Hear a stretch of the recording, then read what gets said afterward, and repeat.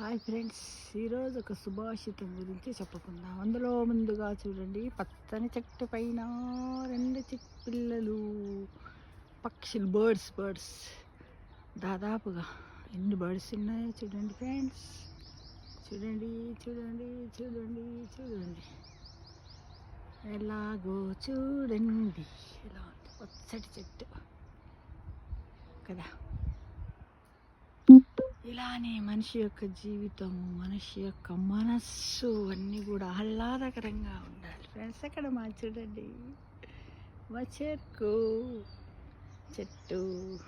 దాని పక్కనే గోంగూరకి చూడండి కాయలు వచ్చాయి. This is my dream house. ఇప్పుడు ఒక సుభోషత చెప్పుకుందామా ఫ్రెండ్స్? తెలుసుకుందామా ఫ్రెండ్స్?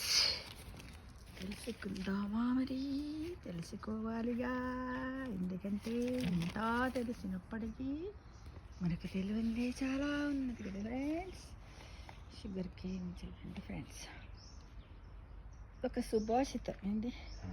కరిరాజున్ బసతంత సంతులచే గట్టన్ విజృంభించుచు వారుండురు వజ్రంబు శిరీష పుష్పములచే నుహించు బేదింపదీయపరచింతన్ లవణాబ్దికున్ మధుకన ప్రాప్తిం ప్రవర్తించుని ధరినిన్ మూర్ఖుల తెల్పనివ్వడు సుధాదారానుకారోక్తులన్.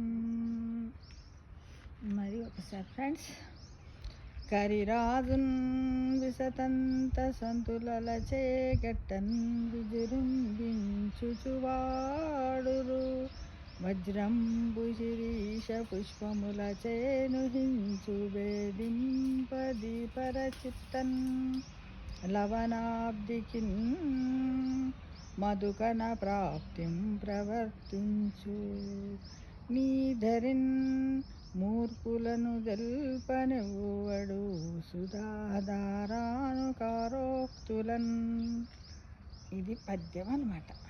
అయితే ఈ మనకు తెలుసుగా, భర్తృహరి నీతి శతకంలో ఉన్నటువంటి ఒక వ్యాలంబాల మృణాల తందువీర సౌదోదం సముద్రబంధే అనే శ్లోకాన్నట, నీతి శతకంలో ఉన్న శ్లోకాన్ని భర్తృహరి గారు రచించినటువంటి నీతి శతకములోని శ్లోకాన్ని ఏనుగుల లక్ష్మణ కవి తెలుగువారికి ఈ పద్య రూపంలో అందించాడట ఫ్రెండ్స్. అయితే దీని భావం ఏంటి మరి అని తెలుసుకోవాలంటే చూడండి, దీని భావము మూర్ఖుల తీరును మార్చడం కష్టం. తామర తోళ్లతో చేసిన దారాలతో మందపు టేనుగు బంధించాలని ఆలోచన. అంటే చూడండి, ఇలా కరి అంటే ఏనుగు అన్నమాట.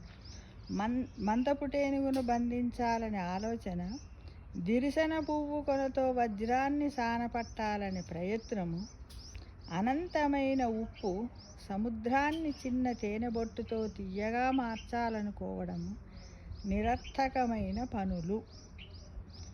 మూర్ఖులను మంచి మాటలతో మార్చాలనుకునేవారు కూడా అలాంటి ప్రయోజనము లేని పనులు చేసేవారి కోవకే చెందుతారు అని మన ఏనుగుల లక్ష్మణ కవి గారు, భర్తృహరి గారు వీళ్ళంతా కూడా మనకు చెప్పారు కదా.